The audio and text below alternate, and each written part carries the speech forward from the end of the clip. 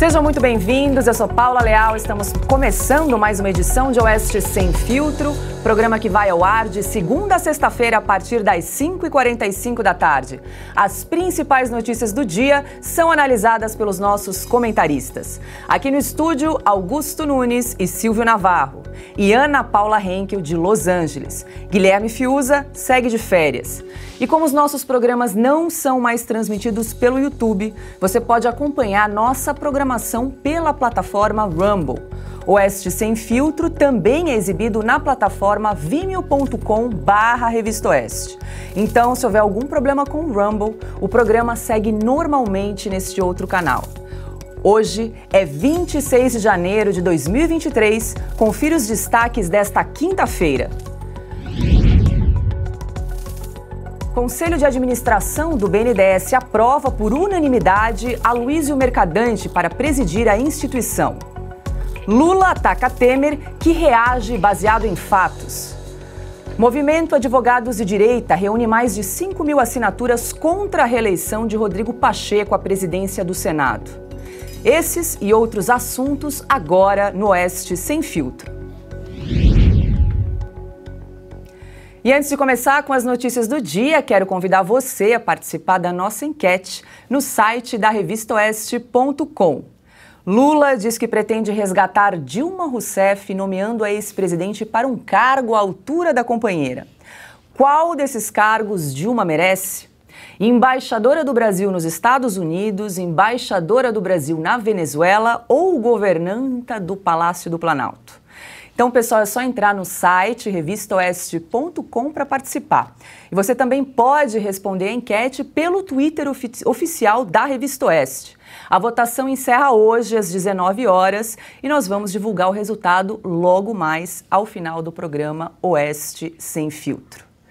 E vamos agora ao primeiro assunto do dia.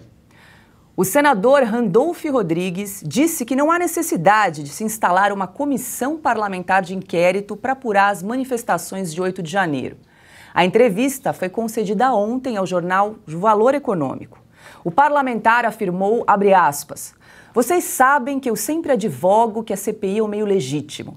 Mas, em outras que defendi, como a CPI da Covid e a dos esquemas de corrupção no Ministério da Educação, não existia investigação em curso. Não é o caso do 8 de janeiro. A PF está cumprindo seu papel, está tendo prisão, fecha aspas, palavras de Randolph Rodrigues.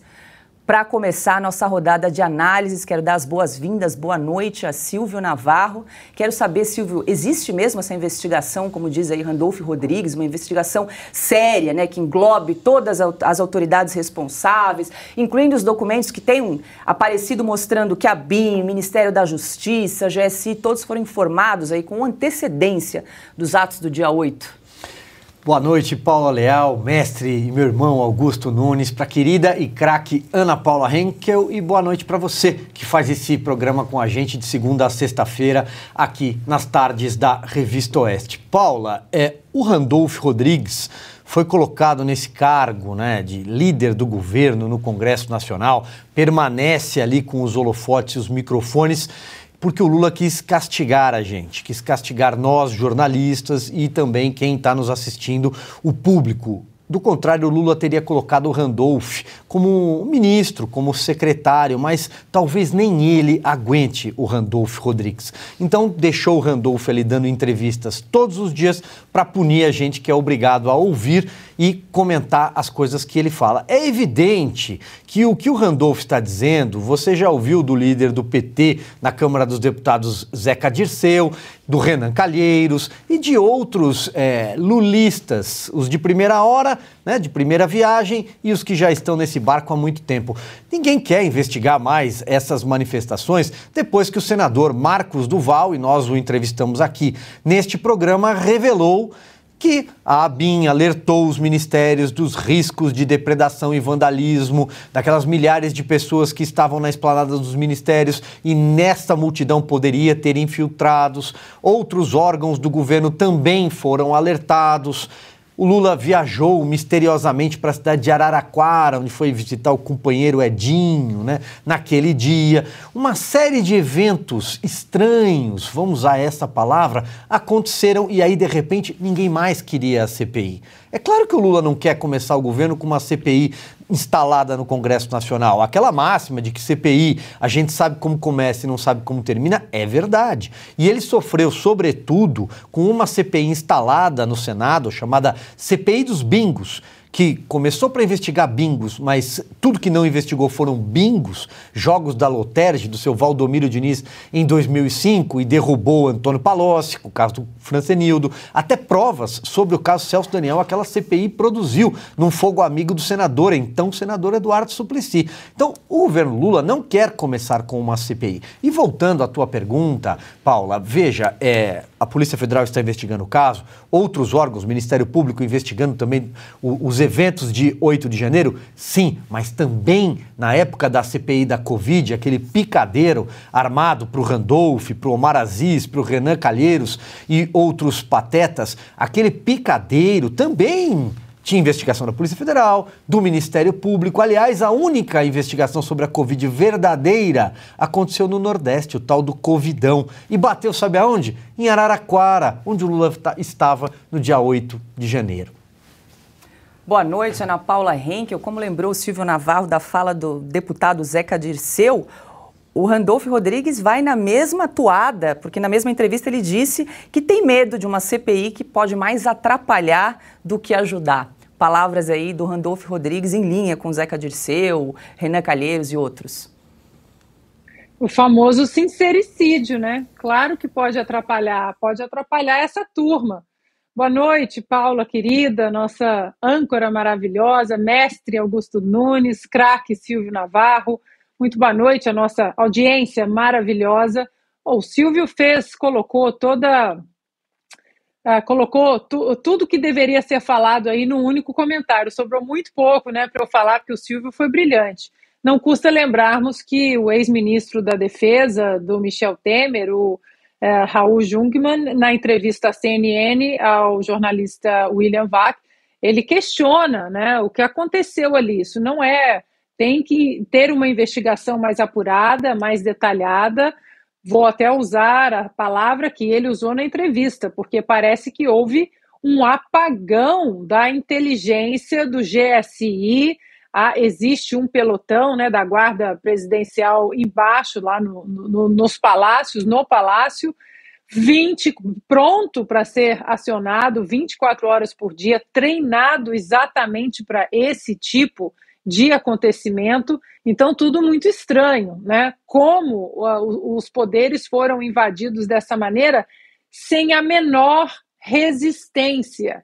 E aí, quando você vê um ex-ministro da Defesa questionando também o apagão da inteligência do GSI, e agora a turma que adora abrir uma CPI não quer investigações mais detalhadas no que aconteceu no fatídico 8 de janeiro, é no mínimo muito estranho. Então, resta agora a nossa pressão em cima dos parlamentares para que essa CPI seja aberta, porque se a turma do Lula não quer, aí tem. E aí, Augusto Nunes, muito boa noite. Que medo é esse de CPI, nesse começo de governo? Boa noite, Paula, nossa chefe. Boa noite, meu parceiro, meu amigo, meu irmão Silvio Navarro, minha querida Ana Paula. Boa noite a você que nos acompanha. Um abraço ao Guilherme Fiuza. Volta logo e vamos lá. O Silvio fez um comentário realmente brilhante, resumiu a ópera. Eu vou acrescentar apenas algumas coisas. Quando você não quer investigar qualquer coisa, você tem, muito provavelmente, coisas a esconder. E qual é o problema? A polícia está investigando, o governo está criando órgãos aí para cuidar da verdade, para acabar com fake news, criando órgãos para tratar de áreas que já tem entidades aí designadas para cuidar disso. Tudo bem, mais um. O que ele não está querendo é investigar esses fatos estranhos que aconteceram. Tudo desprotegido. Tudo desprotegido. Vamos saber por que reduzir o efetivo, né, policial, por que os órgãos de segurança não tomaram providências. O Lula já estava no governo, palavras dele, quando ele teve de tratar aí de oficializar o orçamento secreto, furar o teto de gastos, aí ele já estava no governo. Não, ele estava em Araraquara, né, ali sob a proteção do Edinho Silva. O Edinho, ele trata o Carlos Gabas, que foi o grande comandante do Covidão, lá no Nordeste, é o Congresso? Isso. Irmão de alma. Eles chamam de irmão de alma. Acho que eles se merecem. Tanto que o Gabas, o Edinho, até agora não explicou onde foram parar os respiradores que ele comprou por uma fortuna e nunca deram as caras em Araraquara, e o Carlos Gabas fugiu da CPI, da Assembleia Legislativa do Rio Grande do Norte, tá, que apurou muita coisa sobre o Gabas e sobre o Edinho. Vamos lá. Ele está feliz com a prisão, né? O nosso Randolph Rodrigues está feliz com a prisão de centenas de pessoas que não sabem o que estão fazendo numa cela. Não foram acusados, não sabem do que foram acusados, do que são acusados. O Gilmar Mendes, ministro Gilmar Mendes, pouco antes de começar a ofensiva final contra a Lava Jato, disse uma frase aí que eu gosto de recordar, aí para ver se ainda lembra. Aparentemente esqueceu. Temos um encontro marcado com as prisões alongadas de Curitiba. Ele deve marcar o encontro urgentemente com as prisões absurdas, alongadíssimas de Brasília, ali ao lado. A prisão preventiva é por tempo indeterminado. Não tem limite. Então, daqui a pouco, eles vão estar obrigando alguém a ficar numa cadeia por mais tempo do que fica o pior dos criminosos, porque ninguém fica 30 anos. Sai depois de cumprido 1/6 da pena. Um ou outro caso é tratado de maneira diferente. Então, é assim, as pessoas não sabem e têm medo de divulgar o próprio caso, porque acha que haverá retaliação. Essa é a situação a que chegamos. O STF decidiu, no esforço para soltar o Lula, que ninguém pode ser considerado culpado antes do trânsito em julgado da sentença penal condenatória. Tradução: alguém só é considerado culpado depois que o Supremo examine o último recurso apresentado pelo advogado. No caso desses presos, não há devido processo legal, os autos não são apresentados aos advogados e não há direito de ampla defesa, nenhum, nem de mínima defesa. São prisões ilegais. É disso que o Randolph gosta. E tá lá, tempo ele tem, porque o líder no Congresso, né, não faz nada, né, Silvio? Não. Nós sabemos que tem o líder na Câmara, tem o líder da bancada, tem o líder no Senado, tem da bancada. Ali, líder do governo e líder da bancada. Não sobra nada para ele fazer, além de fofocas. É a Bedel do Salão Azul. É o Bedel, é isso aí, é Bedel. Então ele podia usar a voz de castrato para perturbar os ministros do Supremo ou numa outra CPI, porque assim ele mata a saudade dos companheiros Renan Calheiros e Omar Aziz. É mais de 3, né, que dá prisão, formação de cadeia. Precisamos arrumar um quarto. Quero convidar você a respeito desse personagem Randolph Rodrigues. Temos um brilhante artigo escrito por Augusto Nunes na revista Oeste, na edição 141, título Randolph Scott, não merecia. O Augusto já contou essa história aqui em outra oportunidade. Vou deixar para uma próxima, porque esse personagem vai frequentar bastante o nosso programa, mas convido a você a ler esse texto que está imperdível. Só vou dar uma palhinha aqui. O pai do Randolph do Chiliques quis homenagear o mocinho do Faroeste. Não vou contar mais, fica para você checar no site da Revista Oeste, a nossa revista digital, edição 141. Vamos poupar o Randolph Scott. Nesse momento, depois a gente Isso volta. Volta. Agora, 18 Paula, horas, 1 minuto. Diga lá, Ana. Só para deixar mais uma vez registrado hoje o que nós ouvimos. Uma CPI pode atrapalhar. Sim, nós ouvimos isso. Vamos deixar registrado aqui, né? Tem um governo longo pela frente. Vamos lá. O presidente Lula garantiu que ninguém passava fome no Brasil quando ele deixou o governo em 2010.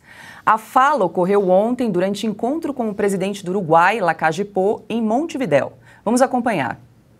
O Brasil não tinha mais fome quando eu deixei a presidência da República. Brasil já não tinha mais hambre, não padecia hambre quando deixei a presidência. E hoje tem 33 milhões de pessoas passando fome. E hoje temos 33 milhões de pessoas que padecem. Significa que quase tudo que nós fizemos de benefício social no meu país. Isso significa que quase todo o que hicimos em termos beneficiosos sociais para nosso país, em 13 anos de governo, durante 13 anos de governo, foi destruído em 6 anos. Se destruiu em 6 anos. Ou melhor, em 7 anos. 3 7 anos. Do golpista Michel Temer. 3 do golpista Michel Temer. E 4 do governo Bolsonaro. No entanto, dados do Instituto Brasileiro de Geografia e Estatística, IBGE, desmentem a fala do presidente. Em 2010, havia pouco mais de 11 milhões de pessoas que não tinham o que comer no país. Além dos que passavam fome, o IBGE constatou que pouco mais de 65 milhões de brasileiros tinham alguma dificuldade para se alimentar. E nós já exibimos aqui no programa Oeste Sem Filtro, mas vale sempre resgatar a confissão do atual presidente, que já admitiu que inventava números sobre a miséria no país no exterior. Eu cansei de viajar o mundo falando mal do Brasil, gente. Era bonito a gente viajar o mundo e falar, no Brasil tem 30 milhões de crianças de rua, no Brasil tem 30 milhões... A gente nem sabia, tem não sei quantos milhões de abortos, era tudo clandestino, mas a gente ia citando números, sabe? Se o cara perguntasse a fonte, a gente não tinha, mas a gente ia citando números. Eu não esqueço nunca, eu estava debatendo, o Roberto Marinho e o Jaime Lerner em Paris. Mas eu estava dizendo, porque no Brasil tem 25 milhões de crianças de rua. Eu era aplaudido calorosamente pelos franceses. Quando eu terminei de falar, o Jaime Lerner falou assim para mim, ô Lula, não pode ter 25 milhões de crianças de rua, Lula. Porque senão a gente não conseguiria andar nas ruas, Lula. Marina Silva, ministra do Meio Ambiente, disse durante um painel no Fórum Econômico Mundial que o Brasil tem 120 milhões de pessoas passando fome. O número é mais da metade da população do Brasil. Vamos acompanhar novamente esse trecho. O mundo é desigual. No meu país tem 120 milhões de pessoas que estão passando fome. Nós tínhamos saído do mapa da fome e agora temos 33 milhões de pessoas que estão vivendo com menos de $1 por dia. A sustentabilidade não é só econômica, não é só ambiental, ela é também social. É curioso, porque um dia depois da fala da ministra, um documento da Organização das Nações Unidas para Alimentação e Agricultura foi divulgado. Os números diferem, os dados diferem dos números de Marina Silva. Segundo essa pesquisa da ONU, o Brasil tem 4,1% da população subalimentada, o equivalente a quase 9 milhões de pessoas. Uma diferença gritante em relação aí ao número trazido pela ministra do Meio Ambiente, Ana. A gente já abordou esse assunto algumas vezes em relação, inclusive, à fala da ministra Marina Silva em Davos. Agora, Lula de novo falando a respeito da fome no Brasil, que é um problema a ser enfrentado, né? Mas, assim, os números, cada vez é um número diferente. 25 milhões de crianças de rua, depois 120 passando fome, 120 milhões. E os dados mostram uma realidade bem diferente, né? Não apenas isso, mas onde estão as agências de checagem? Elas, de repente, desapareceram, né? Porque todas elas, durante 4 anos, elas trabalharam incansavelmente 24 horas por dia e tudo que o presidente Bolsonaro falava ou era mentira, ou era fora de contexto, ou não é bem assim, é falso, e agora elas desapareceram. Eu chequei mais uma vez agora, não falaram nada sobre essa fala do Lula, sequer tocaram no ponto da fala da Marina, e para a gente aqui, olha, sinceramente, eu acho que vai ser, apesar da tragédia que eu acho que vai ser esse governo, vai ser divertido nós sermos um disco arranhado e ficar mostrando tudo que a imprensa vai esconder. Até porque a imprensa do MAS, todavia, que nós ouvimos, né, e lemos durante 4 anos, olha, foi um bom plano do ministro Paulo Guedes, mas era sempre apontando uma medida boa, um sucesso do governo do presidente Bolsonaro, mas tentando puxar para o lado ruim. Essa imprensa já voltou, porque antes de ontem, se eu não me engano, eu li a seguinte manchete. O assunto é o BNDES, nós discutimos aqui também, estamos discutindo a semana toda o BNDES e o que o BNDES pode virar, né, novamente. E aí eu li o seguinte, uma manchete aí na velha carcomida imprensa. Teve calote, mas BNDES financiar obras em outros países é sim um bom negócio. Ora, se nós temos 120 milhões de famintos ou 33 milhões, como o Lula quer, nós não temos obras para fazer aqui no país. O BNDES precisa financiar obras fora do país, um gasoduto na Argentina, mais um porto não sei aonde, mais uma obra em Caracas. Então, eles têm mais é que falar. Eles querem nos censurar, eles querem cercear a nossa liberdade de imprensa, de expressão. E do lado de cá, nós queremos mais é que eles falem, porque quanto mais eles falam, mais fica exposto à hipocrisia dessa gente. E ela não tem fim. Não apenas hipocrisia, mas as mentiras. É um livro de mentiras. Augusto Nunes, esse vídeo que a gente resgatou aí com a confissão do Lula, dizendo que mentia, inventava números, mostra que ele é um reincidente contumaz, né? Ele mente mais do que respira, né? O Lula mente o tempo todo. Ele disse, esse vídeo é definitivo. E mostra também que ele só aprendeu a mentir com números até 30 e poucos milhões, né? Ele não passa disso. Aí chegou aos 30 milhões, a cabeça não deu mais para continuar subindo como a da Marina Silva. Então é 35 milhões, 30 milhões de crianças, ele parou nisso. É nisso que dá no estudar. Né? Quando ele passa dessa quantia, como passou no Petrolão, aí tem os ajudantes. Chama o Paulo Okamoto e lida com isso, porque a minha cabeça não lida com tantos zeros. Vamos lá. Eu quero saber desse pessoal preocupado com fake news e as agências muito bem lembradas aqui pelo Silvio. O que eles vão fazer com esse caso gravíssimo criado aí pelas declarações da Marina Silva e pelo Lula? A diferença é de 87 milhões de famintos. Dá para checar isso aí ou não? Eu quero saber. Quero saber também, além dessas observações que a Paula lembrou, a Ana também, eu quero saber o seguinte, e a turma que está aí com problema de obesidade? O Brasil sofre problema da obesidade. Faz o seguinte, se o Lula quer a igualdade, pare de comer um pouco, o próprio Lula, tá? Dê uma enquadrada do ministro Flávio Dino. O Flávio Dino, se reduzir à própria alimentação, é capaz de resolver o problema de boa parte do Piauí. E há outros.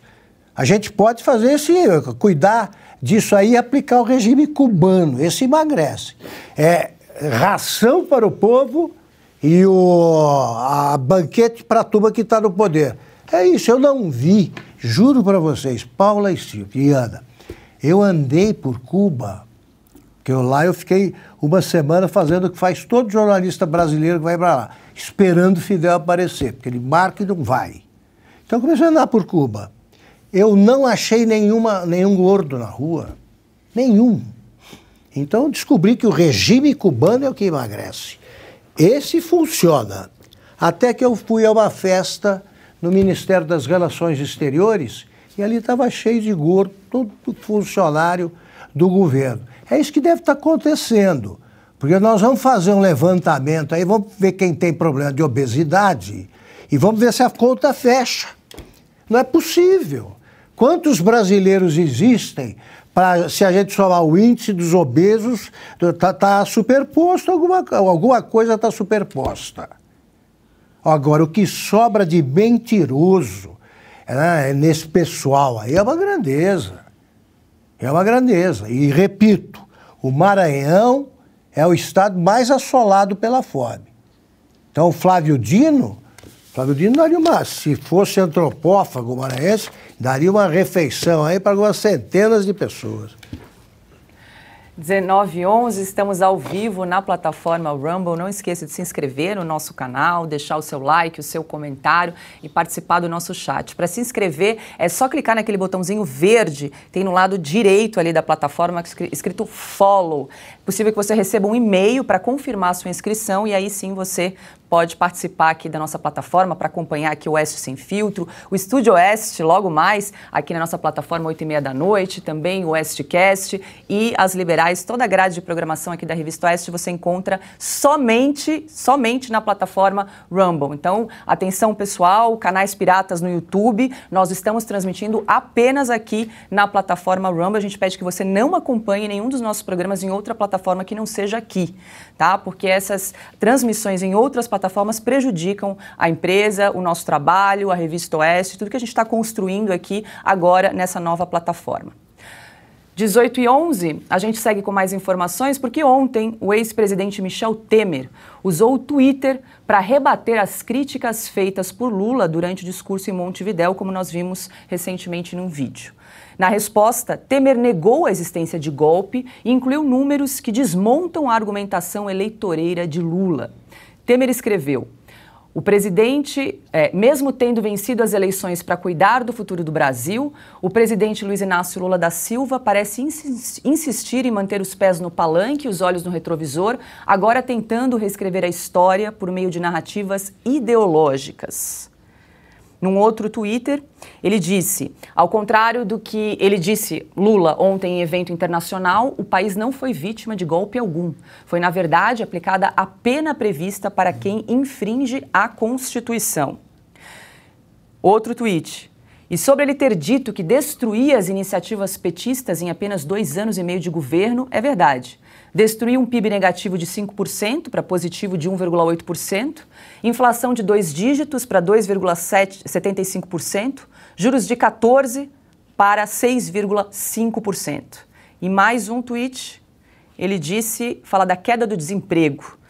Queda do desemprego ao longo do tempo de 13% para 8%, graças à reforma trabalhista. Recuperação da Petrobras e demais estatais graças à lei das estatais, destruir a Bolsa de Valores que cresceu de 45 mil pontos para 85 mil pontos. E ele finaliza dizendo como se vê, com a nossa chegada ao governo, o Brasil não sofreu um golpe institucional, foi sim vítima de um golpe de sorte. Essa nota à imprensa está inclusive no Instagram oficial do ex-presidente Michel Temer. Silvio Navarro, Michel Temer não costuma se manifestar com tanta frequência, né? O que será que aconteceu aí? Pegou realmente num ponto importante aí, né? Paulo, ele entendeu que era a hora de falar algumas verdades. No momento era propício para isso. Como você mesmo disse, o presidente Michel Temer, ele anda recolhido, ele não tem dado tantas entrevistas, não participa da vida política, mas partidária, eu diria assim. Veja, Paula, o Michel Temer, ele conduziu um freio de arrumação no Brasil, né? Ele saneou as barbaridades, o desastre da gestão Dilma Rousseff. O presidente Michel Temer conseguiu aprovar uma reforma trabalhista, como você mesmo narrou nesse longo fio que ele publicou nas redes sociais. Os juros caíram, o Brasil conseguiu sair de uma recessão severa. ele conseguiu blindar o BNDES com a lei das estatais, que é também, sobretudo, um legado da Lava Jato, da roubalheira, da pilhagem que o PT promoveu e agora quer voltar. O Lula parece que vai confirmar uma das suas ameaças de campanha de abrir os cofres do BNDES para os líderes cucarachos aqui da América Latina, né, para esses países de esquerda. Então ele vem a público justamente falar sobre verdades. E veja, Paula, cada vez que o Lula, ele parece ter embarcado de vez num discurso de revanchismo explícito. Esse é o termo, revanchismo, que, aliás, é inclusive utilizado em política, com uma tendência, uma corrente, o revanchismo. Para quem estuda política, conhece esse termo. Ou seja, é a vingança. Ele assumiu o poder para reescrever o passado, para dizer que o governo Dilma não fez nada disso, não quebrou o país, que o mensalão não aconteceu, que o petrolão não existiu, aqueles 15 bilhões de reais descobertos no exterior pela Lava Jato, aquilo não era propina, aquele dinheiro nem existiu, na verdade. As empreiteiras coitadinhas que passaram anos montando um cartel para sangrar os cofres públicos, pobrezinhas. Agora ele está dizendo que foi um golpe parlamentar contra Dilma Rousseff. Mas e os 95 bilhões de reais de suplementação à pedalada da ex-presidente ciclista, como diz aqui o mestre Augusto Nunes? E os 367 votos de deputados, os 61-20 no Senado, os 61 votos de senadores, numa sessão presidida pelo camarada Renan Calheiros e pelo camarada Ricardo Lewandowski, que presidia a Suprema Corte. Isso foi um golpe?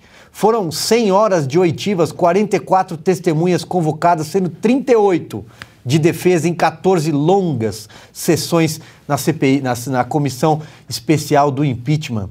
Tudo isso foi um golpe.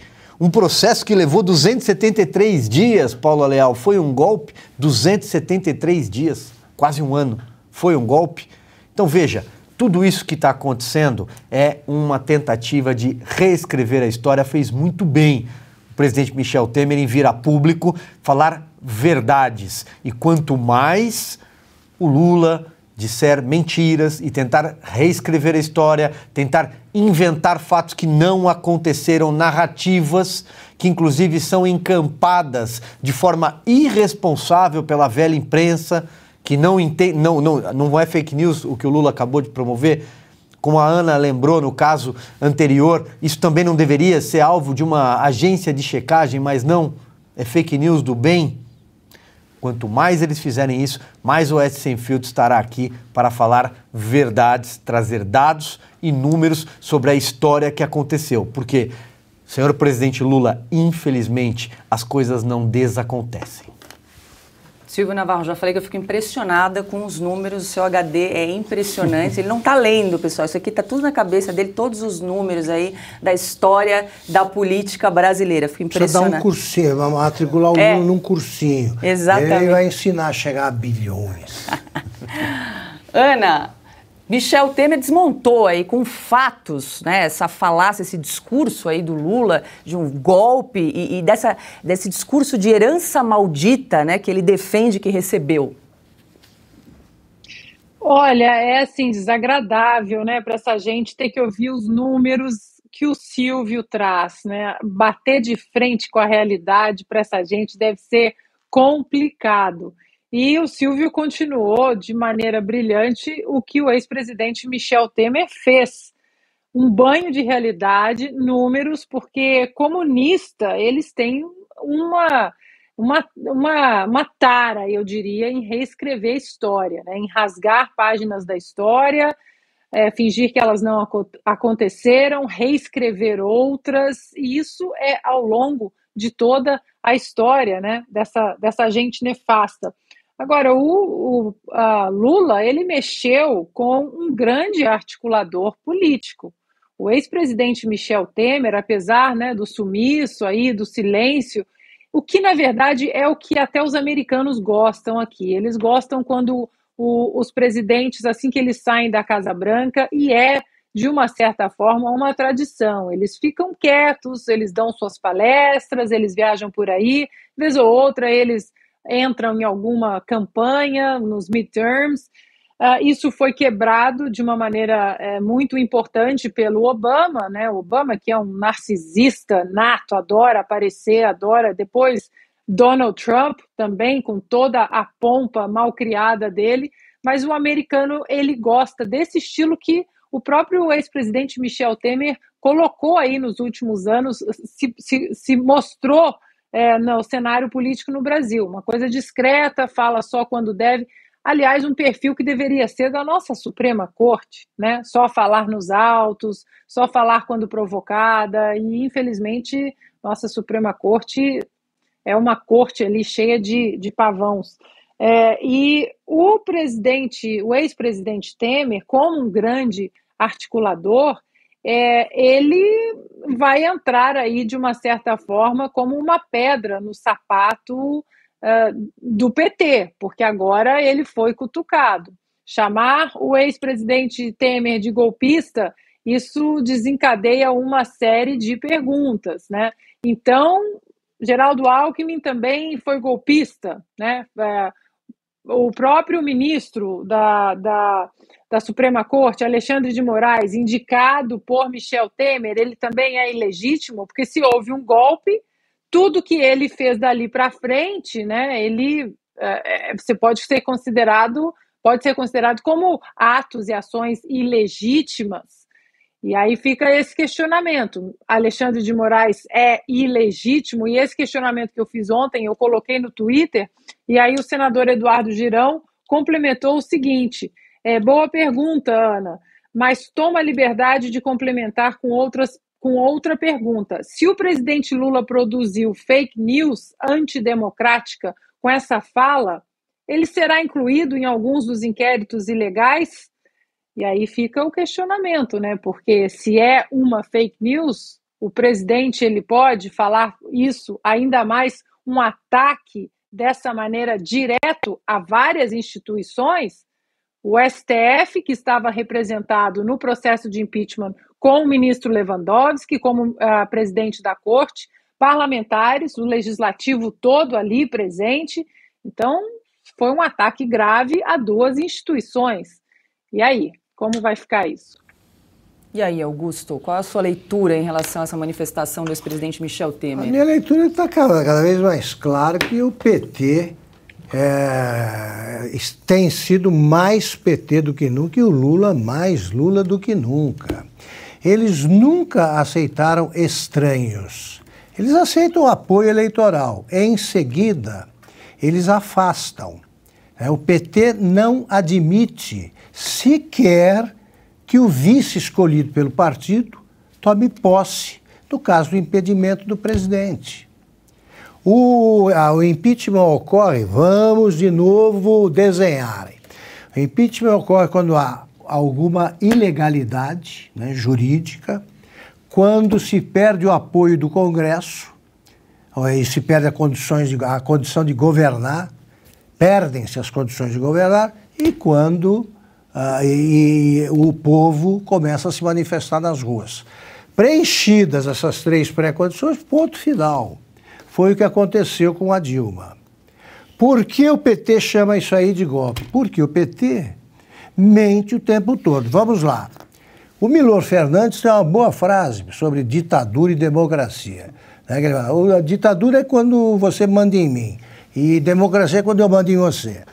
Adaptado essa frase, chegaremos ao seguinte: para o PT, impeachment é quando eu te derrubo, e golpe é quando você me derruba. É isso.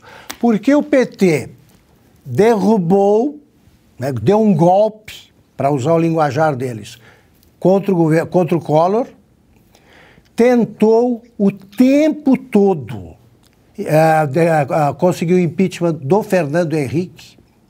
O fora FHC, repito, começou 3 semanas depois da vitória do primeiro turno na segunda disputa entre FHC e Lula.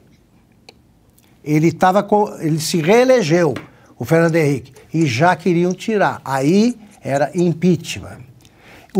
Eles disseram depois, fora Temer. Primeiramente, fora Temer. Aí se fosse decretado o impeachment, não seria golpe. E agora vão começar a achar que é golpe o aparecimento aí dos primeiros pedidos de impeachment contra o Lula. Pois bem, impeachment é instrumento constitucional. Foram atendidas as pré-condições exigidas pela Constituição. E o Supremo teve o seu representante na presidência da mesa, o Ricardo Lewandowski. Agora, o Lula está dizendo, por essa linha de raciocínio, nada do que fez o Temer teve legitimidade e deveria ser anulado, como anulados foram os processos que pesavam contra o Lula no Supremo. Portanto, está bem lembrado, não vale a indicação do Alexandre de Moraes, é isso? O Lula pretende anular essa decisão, por exemplo? Então é uma conversa fiada de quem não tem plano de governo, tem projetos que devem permanecer ocultos para não assustar o Brasil, porque são projetos estacionados no século passado ou no anterior. É isso que ele pretende fazer, o programa semi-secreto, do PT. Ele não vai ouvir um único aliado, não tem ouvido. O Lula é um centralizador patológico. Ele decide tudo, toma decisões sobre tudo, principalmente sobre o que ignora profundamente. Então tá aí, temos o sábio em economia, Fernando Haddad, assessorado pelo doutor em economia, doutor honoris causa, em várias faculdades, Lula. Não pode dar certo. Agora, 18 horas 27 minutos, a gente segue aqui com mais informações. Quero convidar você que está nos acompanhando a participar da nossa enquete no site da revistaoeste.com. Corre lá, é rapidinho, vou ler aqui para vocês a nossa enquete. Lula disse que pretende resgatar Dilma Rousseff, nomeando a ex-presidente para um cargo à altura da companheira. Qual desses cargos ela merece? Embaixadora do Brasil em Washington, embaixadora do Brasil em Caracas ou governanta do Palácio do Planalto? Já falei ontem aqui no programa que eu estou curiosíssima para esse resultado da enquete que a gente vai revelar ao final aqui do programa Oeste Sem Filtro. E você pode participar também da nossa enquete no Twitter oficial da Revista Oeste. É rapidinho, logo mais às 19h30 a gente revela aqui o resultado então dessa enquete do dia. E agora é hora de entrevista aqui no Oeste Sem Filtro.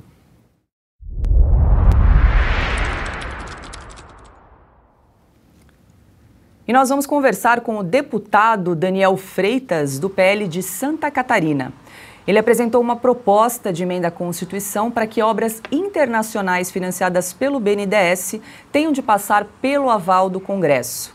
A PEC precisa de 171 assinaturas para tramitação. Boa noite, deputado. O senhor me ouve bem? Boa noite, Paula Leal. Boa noite a todos os amigos do Oeste Sem Filtro. É um prazer estar com vocês. Me ouvem bem aí? Sim, deputado, perfeitamente. Muito obrigada pela sua participação aqui no programa Oeste Sem Filtro. Começo perguntando ao senhor, porque o senhor protocolou essa proposta em dezembro, antes mesmo dos discursos de Lula na Argentina sobre realizar empréstimos aos países vizinhos, né? O senhor já antecipava, de alguma forma, um cenário como esse que a gente está acompanhando agora? Exatamente, Paulo. Eu quero começar primeiro registrando aqui a gratidão da oportunidade. Eu sou fã do trabalho de vocês, então, ao nosso mestre Augusto Nunes, a Ana Paula Henkel, a querida Ana Paula, que eu já era fã como atleta, e agora ainda mais desse jornalismo responsável que faz, e ao grande Silvio Navarro, que eu tive o prazer de ser entrevistado quando fui o relator da PEC emergencial.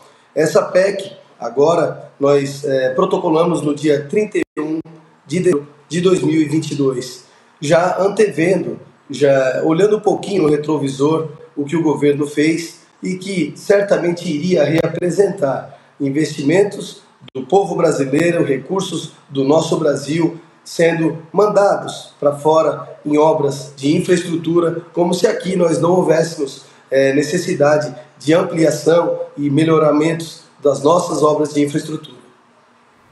Quem faz a pergunta agora é Ana Paula Henkel.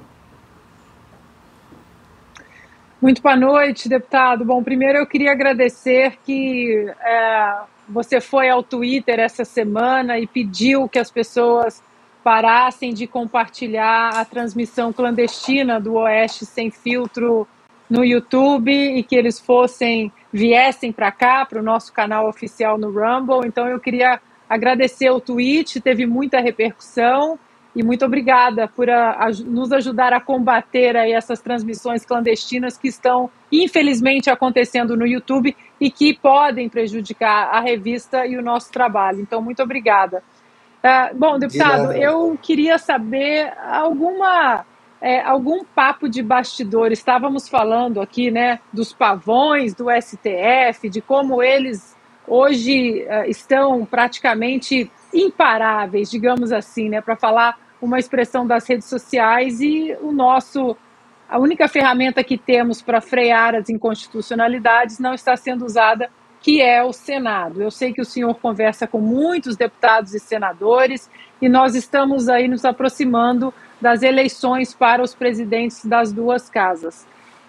O senhor vê alguma possibilidade da cadeira do presidente do Senado mudar e um processo de impeachment de um desses pavões do Supremo Tribunal Federal ser colocado em votação no plenário? Porque eu acho que hoje é o maior problema que temos no Brasil.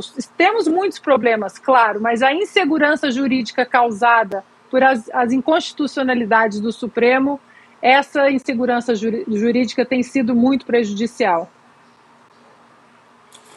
Bom, inicialmente eu acho que nós chegamos num ponto que a prioridade é resgatarmos a confiança do povo brasileiro no Congresso Nacional, tanto na Câmara quanto no Senado.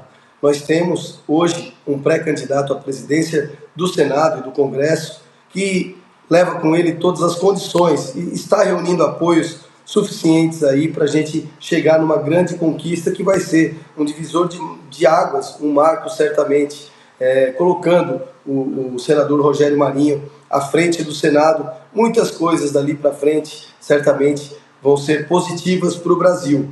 A exemplo do que nós estamos tratando dessa PEC, ela simplesmente vai resgatar a autoconfiança do nosso poder legislativo, a autonomia. Nós somos 513 deputados eleitos pela população brasileira, nós conhecemos o Brasil e temos hoje a obrigação de sermos o freio de arrumação desse país.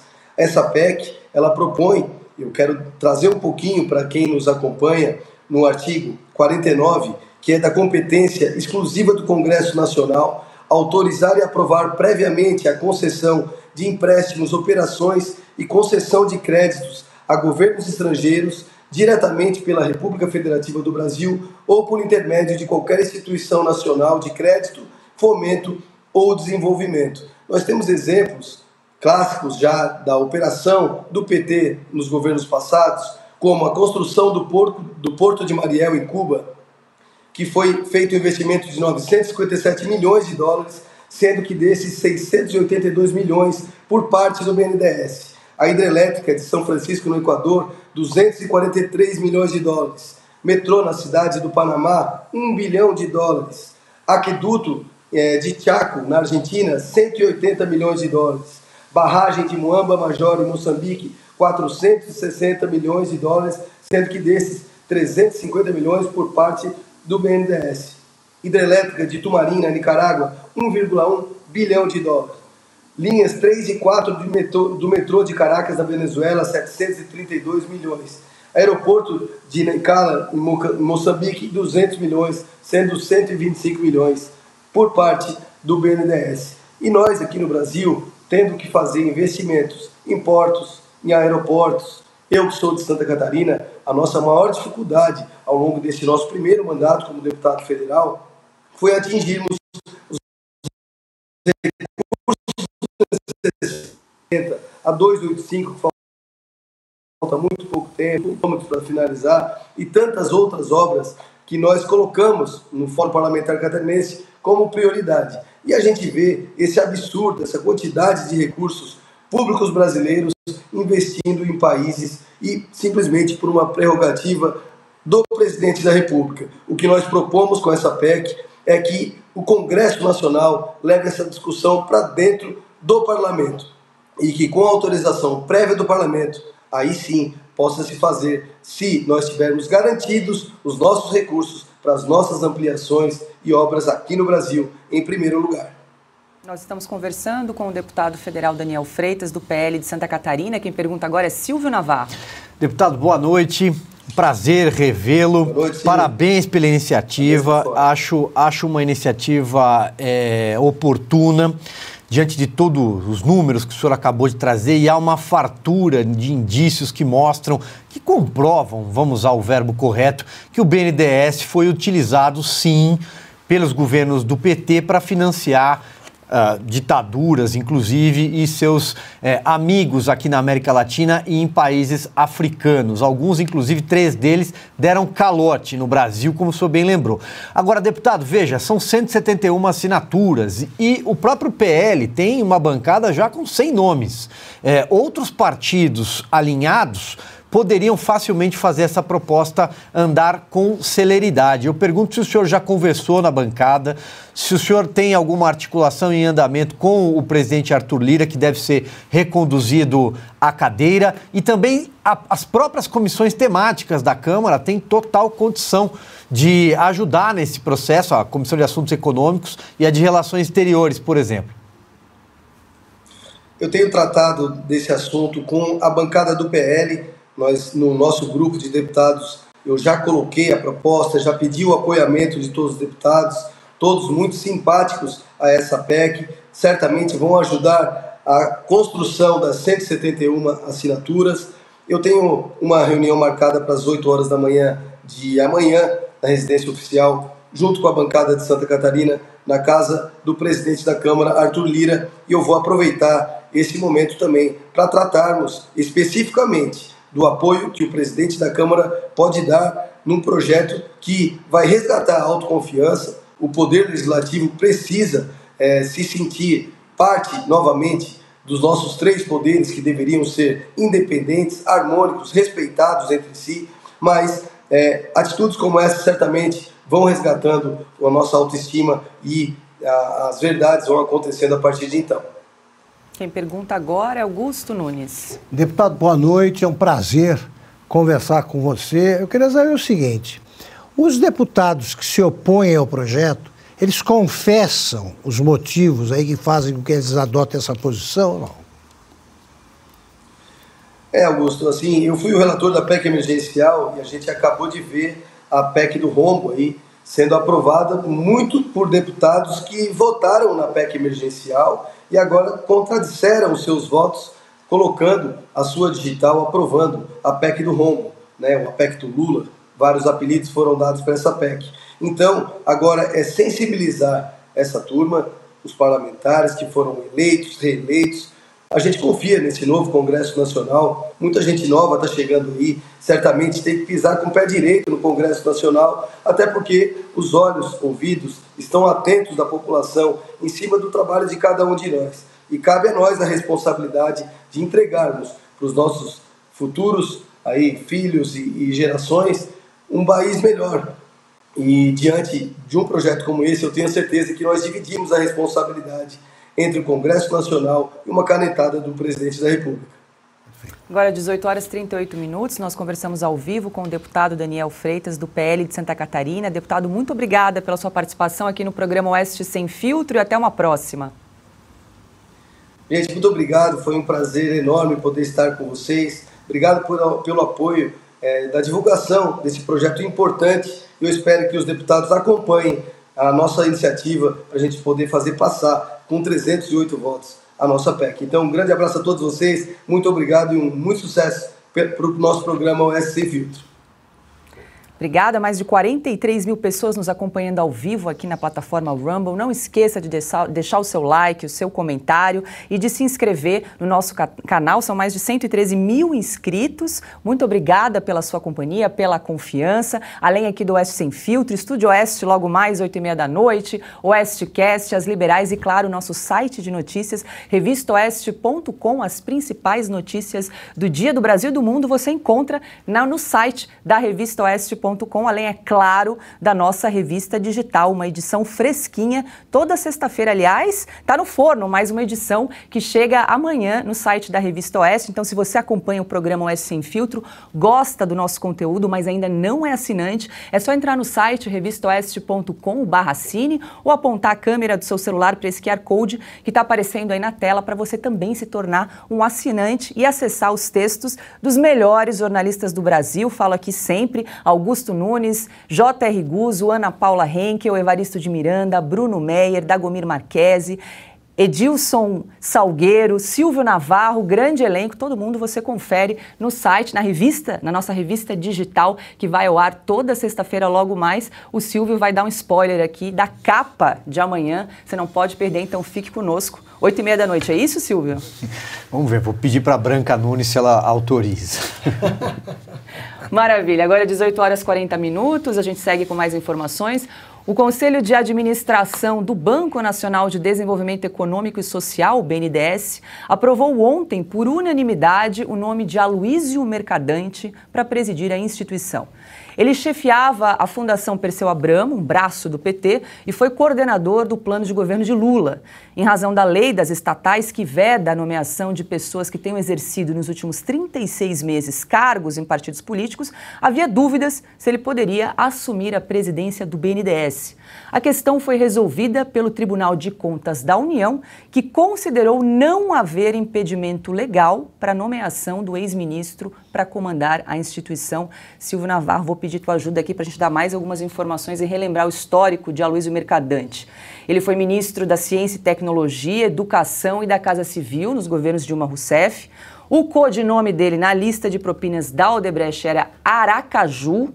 Na Operação Lava Jato, Mercadante foi acusado de oferecer dinheiro pelo silêncio de Delcídio Amaral, ex-senador pelo PT do Mato Grosso do Sul, e também foi citado em depoimento de Ricardo Pessoa, dono da construtora UTC, como pivô do esquema que desviou 20 milhões de reais. De volta à cena do crime, Silvio Navarro. Veja que, pelo que você acabou de narrar aqui, Paula, ele frequentou muito mais as páginas do noticiário policial do que político na última década. Mas, Paula, é importante a gente lembrar que, para que o Aloísio Mercadante chegasse à presidência do BNDES, agora aí na crista do noticiário, porque o Lula parece que vai cumprir a ameaça de campanha de liberar os cofres do BNDES como antigamente, de volta para o passado, para irrigar os países latinos aqui, seus companheiros andinos e bolivarianos. Veja bem, o Congresso Nacional desfigurou a lei das estatais, que era um legado da Operação Lava Jato, ainda na gestão Michel Temer. A lei das estatais tinha um único objetivo: blindar bancos públicos e empresas públicas do achaque, da pilhagem, dos interesses políticos partidários. Então, portanto, obviamente que a primeira coisa que o PT fez depois de eleito, antes mesmo de tomar posse, foi rasgar a lei das estatais e instalar alguém com a biografia, com a ficha que você acabou de narrar, como Aloísio Mercadante para comandar o BNDES. E aí, Paula, eu só faço aqui um registro que o Aloísio Mercadante, depois que ele foi eleito senador, junto daquela onda Lula em 2002, em 2006 ele tentou disputar o governo de São Paulo, perdeu e depois nunca mais conseguiu um cargo sendo eleito. Foi passando, terminou aquele mandato de senador e foi para o ostracismo político. Portanto, ele não foi resgatado para um cargo como a chefia do BNDES à toa. Seguramente ele tem uma missão e, ao que parece, vai ficando cada vez mais claro qual é essa missão. E aí, Ana, a indicação aí de Aloísio Mercadante burlou aí a lei das estatais com as bênçãos, então, do Tribunal de Contas. Congresso. Oi? Do Congresso Nacional, O Congresso aprovou a mudança na lei das estatais. Isso, mas o Tribunal de Contas também entendeu que não havia impedimento legal aí para a nomeação do ex-ministro aí para presidir o BNDES. Parece que você precisa ter um certo tipo de perfil para entrar nessa administração, para entrar nesse governo, e a turma, acho que um deles é você ter um codinome numa certa lista, Mais uma vez, o Silvio Navarro, nosso craque Silvio Navarro, aí deu um banho na cabeça, dessa cabeça dele, que é uma enciclopédia, muitos fatos, e nós vamos ter que ser um disco arranhado aqui, porque o brasileiro vai esquecer, muitos querem esquecer o que aconteceu nas administrações petistas, a imprensa vai forçar muita gente a esquecer, vai ser a imprensa do MAS, né? Mas o MAS do outro jeito, como eu li aqui a manchete, teve calote, mas BNDES financiar obras em outros países é sim um bom negócio. E tem também, Paula, as pessoas que fizeram o L, que votaram no Lula, inclusive muitos liberais, vou até fazer assim com aspas mesmo, que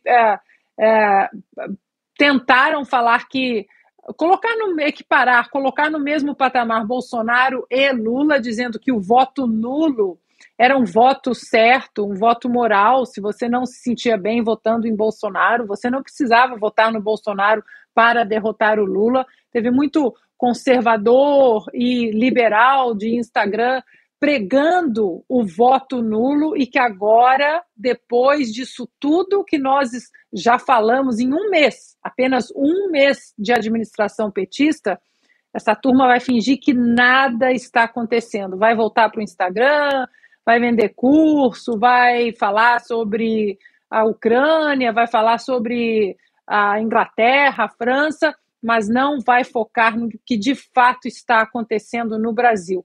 É um absurdo não apenas o Aloysio Mercadante estar aí à frente do BNDES, mas o BNDES agora ser usado para fomentar e estruturar outros países. Não faz o menor sentido.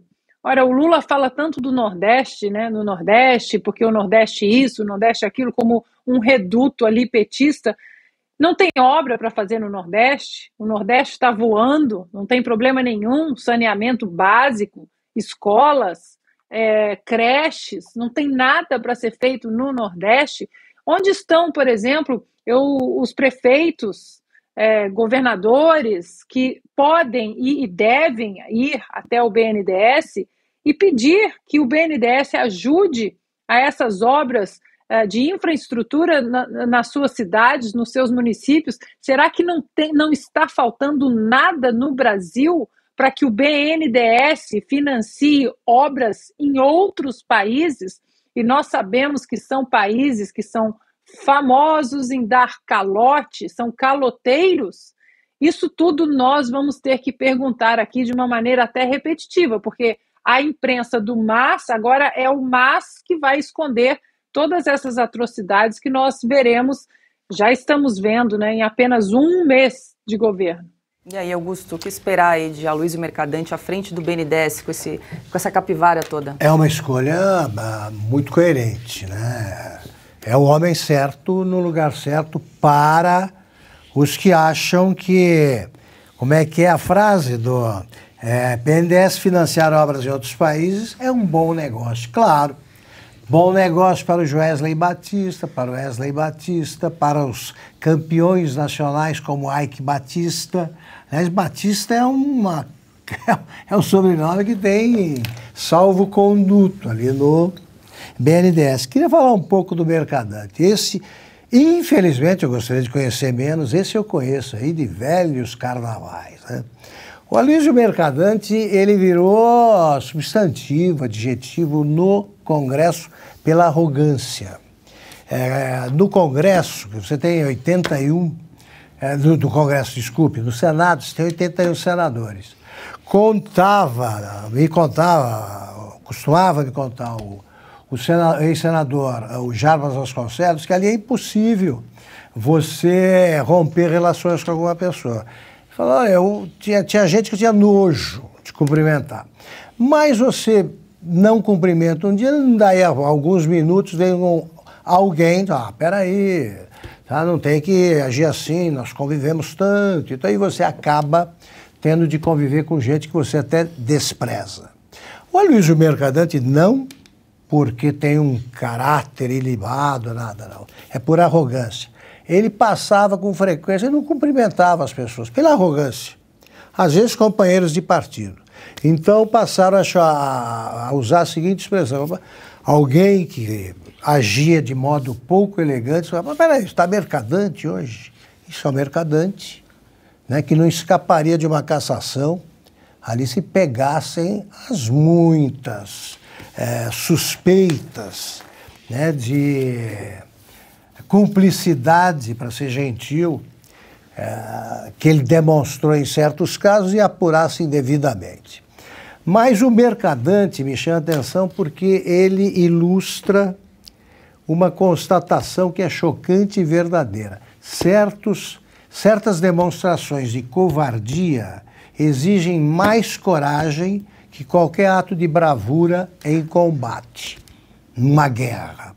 Exemplo, ele resolveu liderar uma rebelião do PT para que fosse afastado da presidência o senador José Sarney. E o José Sarney, naquele momento, tinha virado amigo de infância do Lula, que vira amigo de infância de qualquer um, até do Collor virou, quando convém. Aí o Lula se referiu ao Sarney como homem incomum. É de fato incomum.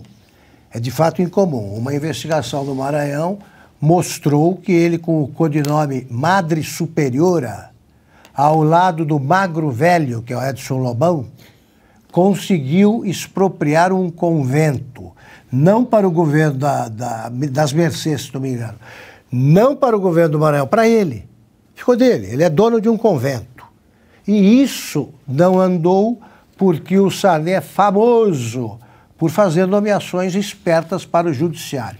Vai se meter com uma figura dessas o mercadante, por arrogância.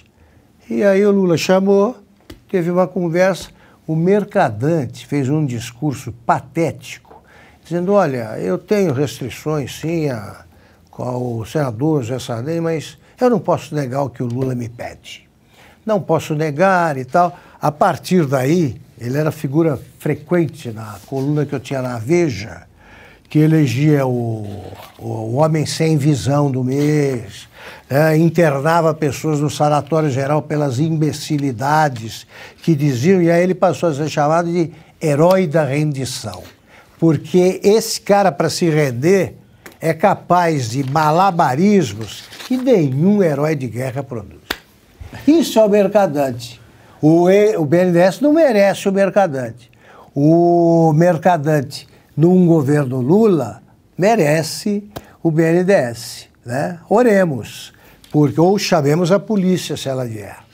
Quer complementar, Silvio? Eu vou recuperar essas colunas do Augusto Nunes no site da Revista Oeste, que realmente são fabulosas. Nós me lembro muito bem que trabalhávamos aqui juntos. Veja, não só um pequeno adendo, que parte dessa empáfia e dessa soberba do Aloysio Mercadante se deve à própria velha imprensa. Porque o Aloysio Mercadante, ao contrário dos seus companheiros de época, de geração, José Dirceu, José Genuíno e grande elenco, não frequentava tanto as páginas de política, ele frequentava as páginas de economia, porque ele vem da Escola de Economia de Campinas, né, da Unicamp, tem muitos amigos na própria imprensa que são da mesma época, da mesma geração, são colegas, então ele frequentava essas páginas de economia e alguém acabava sempre dizendo, olha, mas o Mercadante é inteligente, o Mercadante é um cara diferente e tal, até que um dia uma presidente resolveu colocá-lo num cargo de chefia, então, na Casa Civil, ao lado dela, para governar o país. E o país ficou ingovernável e deu no que deu. Esse foi o desfecho do governo Dilma Rousseff. Não foi só o Guido Mantega que ajustou as pedaladas e acabou com o Brasil. O copiloto era o Aloysio Mercadante, o brilhante Mercadante. Aliás, ele escreveu um livro que tem como autor do prefácio ele Lula. Mesmo. O Lula. O Lula. Assina, ele escreveu. Falando bem dele mesmo, o Lula assinou, o Lula sabe ler, então nem lembra do que foi publicado. Pois é, um sujeito que escreve um livro falando bem dele, acho que podemos encerrar por aqui o tema. Agora, 18 horas e 54 minutos, a gente segue com mais informações aqui no programa Oeste Sem Filtro, porque o ministro Alexandre de Moraes, do Supremo Tribunal Federal, liberou as contas nas redes sociais do deputado federal eleito Nicolas Ferreira, do PL de Minas Gerais. O parlamentar havia sido bloqueado no Facebook, Instagram, Telegram, TikTok, Twitter e YouTube. A justificativa para a liberação é a seguinte, abre aspas, depois de ter havido a cessação de divulgação de conteúdos revestidos de ilicitude e tendentes a transgredir a integridade do processo eleitoral e a incentivar a realização de atos antidemocráticos, foi viável a reativação de seus perfis, mantendo-se, porém, a remoção das postagens irregulares por ele veiculadas, fecha aspas, esse é um trecho da justificativa da decisão do ministro Alexandre de Moraes. Ana, é meio confuso, né? Porque ele diz aqui na justificativa, depois de ter havido cessação da divulgação de conteúdos revestidos de ilicitude, mas ele estava bloqueado das redes, né? Não podia divulgar nenhum tipo de conteúdo. O Nicolas Ferreira. Bom, eu acho que podemos colocar na nossa enquete a opção da Dilma ser assessora do Alexandre de Moraes, porque ficou complicado, né? O Alexandre de Moraes também fala, e eu acho que ele nem lembra o que ele escreve, porque ele estava com as redes bloqueadas, aí entrou nessa leva o Telegram do Nicolas Ferreira. Não custa lembrarmos que o Nicolas Ferreira é um dos deputados mais votados, né, da história da Câmara. Um menino altivo, incisivo, que não tem medo, que está ali exatamente para representar o seu eleitorado, que não é pequeno. Então, ou seja, muita gente foi calada com o cerceamento da liberdade do deputado Nicolas. E aí, na decisão aqui do ministro Alexandre de Moraes sobre o Telegram do Nicolas Ferreira, escreve o seguinte, explicando porque ele estava bloqueando também o Telegram, e aí ele escreve, dessa maneira, uma vez desvirtuado criminosamente o exercício da liberdade de expressão, a Constituição Federal e a legislação autorizam medidas repressivas, civis e penais, tanto de natureza cautelar quanto definitivas. Aí ele escreve, a presente medida não configura qualquer censura prévia vedada constitucionalmente, mesmo porque não há qualquer proibição dos investigados em manifestarem-se em redes sociais ou fora delas, como vários continuam fazendo. Mas as redes do deputado do Nicolas estavam bloqueadas, e aí ele escreve que não há qualquer proibição dos investigados em manifestarem-se em redes sociais. Ou seja, ele já se enrolou tanto, já é tanto inquérito ilegal, inconstitucionalidade, uma papelada, que eu acho que o ministro Alexandre de Moraes já atingiu um ponto de não retorno. Agora ele não tem mais como olhar para trás e falar realmente aqui o Alexandre de Moraes está contradizendo o Alexandre de Moraes, e agora ele, como a Dilma, né, só dobra a aposta. Por isso que eu acho que a Dilma pode ser uma excelente assessora para o ministro. Está anotada aqui a sugestão, Ana, assessora de Alexandre de Moraes. Silvio Navarro, quer comentar essa liberação aí das redes sociais do deputado eleito Nicolas Ferreira? Acho que a Ana falou muito bem e trouxe todos os elementos.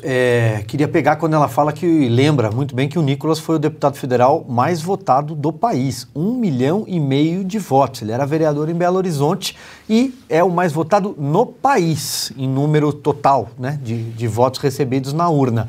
Veja, um parlamentar que vai assumir um mandato não pode ter as redes sociais bloqueadas, até porque ele é um parlamentar, ele vai ao parlamento para parlar. E a gente sabe que nos dias de hoje as redes sociais são utilizadas justamente para isso. Então, uma espécie de tribuna, né? É a forma como o parlamentar se comunica com o seu eleitor, presta contas, revela suas opiniões sobre determinados projetos em andamento no Legislativo. E veja, tudo isso nasce daquela raiz que a gente vem tratando aqui, que é o tal do autoritarismo cirúrgico do ministro Alexandre de Moraes para proteger a democracia. Ocorre que, com o tempo, o paciente já está, né, há tanto tempo ali na mesa de cirurgia que corre o risco do cirurgião matar o paciente pelo tempo, né?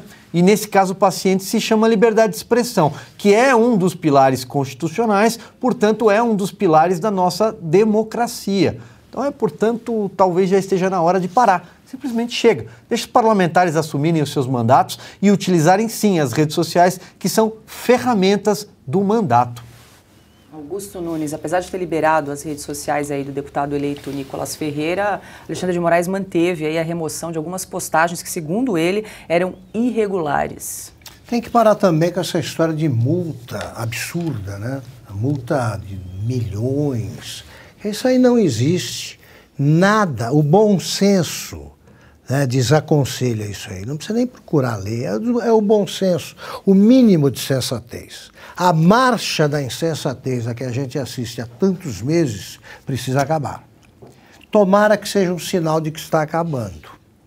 Um deputado, ele não pode ser punido por outro poder. A Constituição estabelece que quem delibera sobre eventuais restrições, castigos, punições impostas ao parlamentar é o Poder Legislativo. Imaginem, por hipótese, se um ministro do Supremo vai convidado para um depoimento qualquer no Congresso. Os congressistas não gostam de uma determinada declaração, uma CPI qualquer, por exemplo, e determinam a prisão dele pela polícia parlamentar. Imaginem, num Brasil de hoje, que isso é impensável, qualquer situação.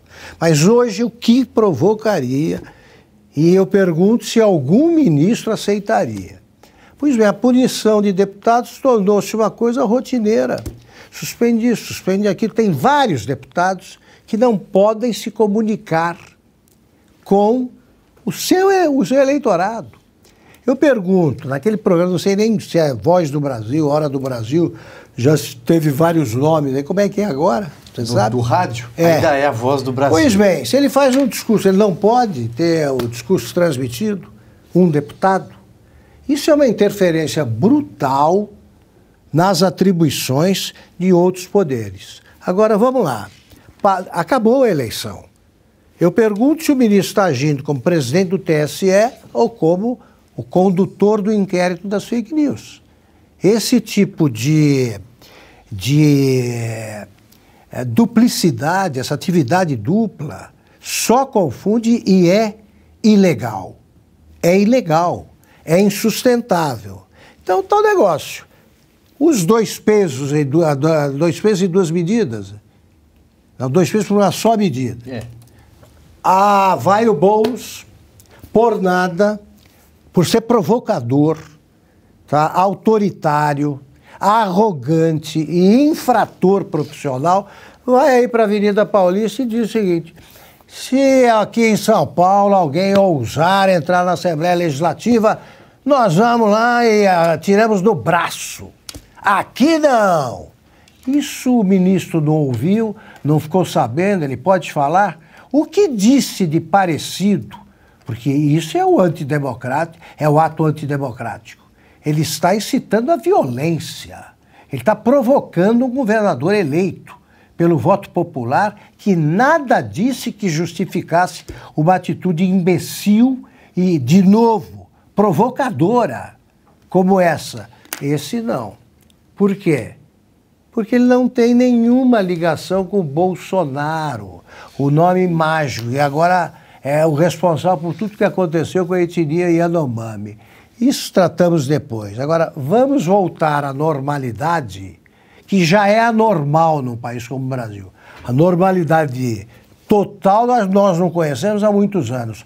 Vamos voltar ao mínimo, a alguma coisa que se pareça minimamente com a normalidade democrática. Posso um adendo rápido, Paulo? Diga lá, Ana. Isso que o Augusto disse foi muito explorado pelo Glenn Greenwald num debate que ele fez essa semana com um outro jornalista petista aí que adora passar pano e esconder o que de fato aconteceu, os anos de corrupção do petismo, Lava Jato, coloca tudo debaixo do tapete, mas nós sabemos muito bem que o Glenn sempre foi um crítico do presidente Bolsonaro, sempre foi um crítico até do Nicolas, e nesse debate que o Glenn faz com esse outro jornalista, intermediado por uma jornalista da Folha de São Paulo, ou seja, todos ali, os três em casa, o Glenn dá um banho de lucidez exatamente porque ele traz o nome do Nicolas e ele fala, eu não concordo com praticamente nada que o Nicolas fala, mas o Nicolas representa milhões de pessoas e você não pode simplesmente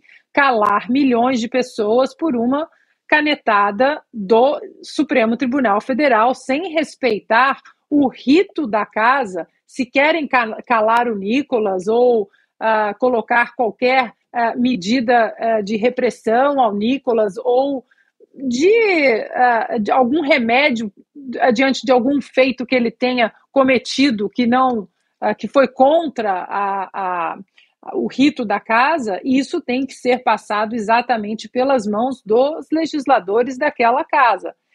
E aí não custa lembrarmos que essa semana o Wall Street Journal fez um editorial e escreveu uma matéria da Mary O'Grady que ela escreveu a repressão do Brasil à liberdade de expressão.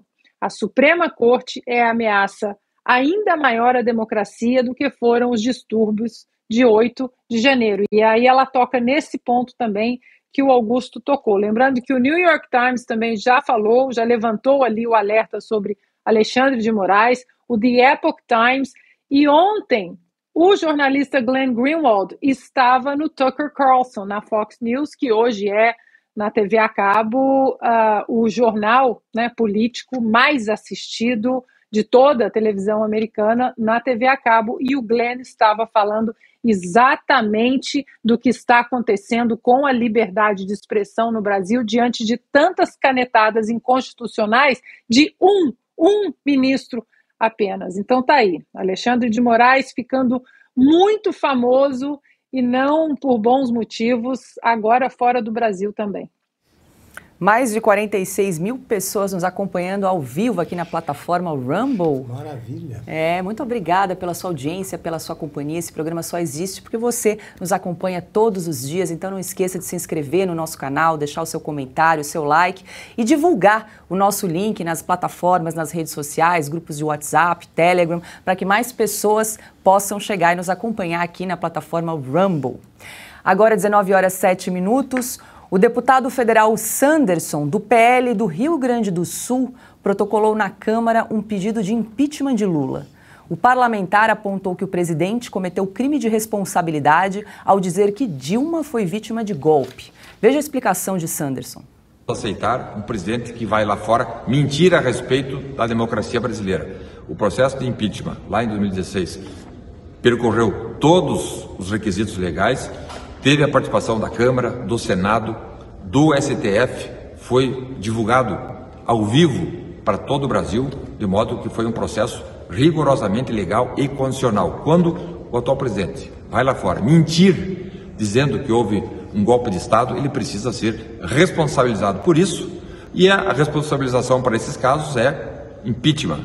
Ele cometeu crime de responsabilidade, tem previsão na Constituição, tem previsão na lei específica, por isso deve ser processado por crime de responsabilidade, cuja pena é a perda do cargo e a inabilitação por 8 anos de ocupar cargos públicos. E antes dos comentários, veja o vídeo em que Lula faz a afirmação citada por Sanderson.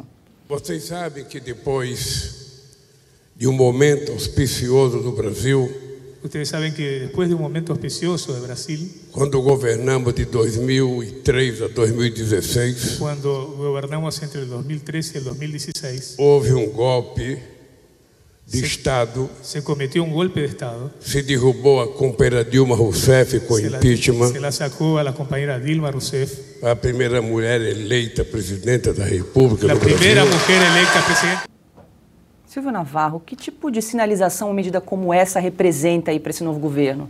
Em primeiro lugar, momento auspicioso em 2016. Bom, o impeachment é de 31 de agosto de 2016. Naquela altura o país já estava em recessão, tinha uma fila de 13 milhões de desempregados e a Lava Jato já estava para lá da sua 20ª fase. Ou seja, nada auspicioso.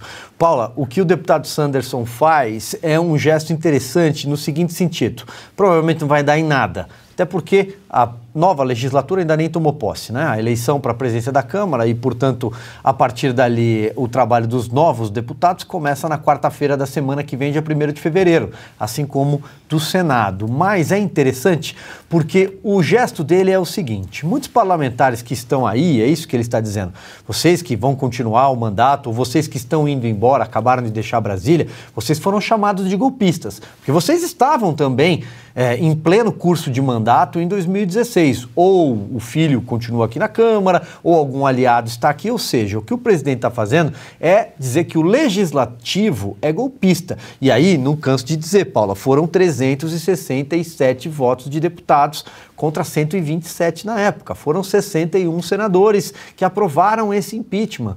Não preciso voltar aqui em todos aqueles números que eu despejei aqui agora há pouco. Mas veja, foi um processo absolutamente constitucional, com 100 oitivas, 273 exaustivos dias.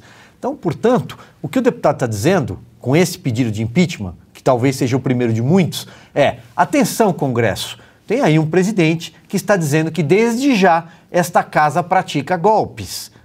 Ou seja, a relação com o Congresso, que talvez não seja tão simples como foi outrora, inclusive quando ele teve que comprar votações, isso foi batizado de mensalão, porque o José Dirceu não queria dividir poder, talvez ele tenha dias semelhantes. Se não gosta, fique em casa. Perfeito. Se não gosta, fique em casa. Pelo seguinte, a eleição acabou. Acabou. O TSE está dispensado de continuar lidando com isso. Começou um governo. Agiu mal, fora Lula. O fora Lula já está na rua. Como estava o fora FHC, dias depois da segunda vitória do primeiro turno do Fernando Henrique Cardoso sobre o Lula. Vai ter que ouvir, sim. Vai ter que ouvir o pessoal da música sertaneja, vai poder dizer, primeiramente, fora Lula. E será aplaudido. E isso não é ameaçar o resultado de eleições, coisa nenhuma. É um governo que está sendo julgado agora. E um governo que mente. Mente, um presidente que mente.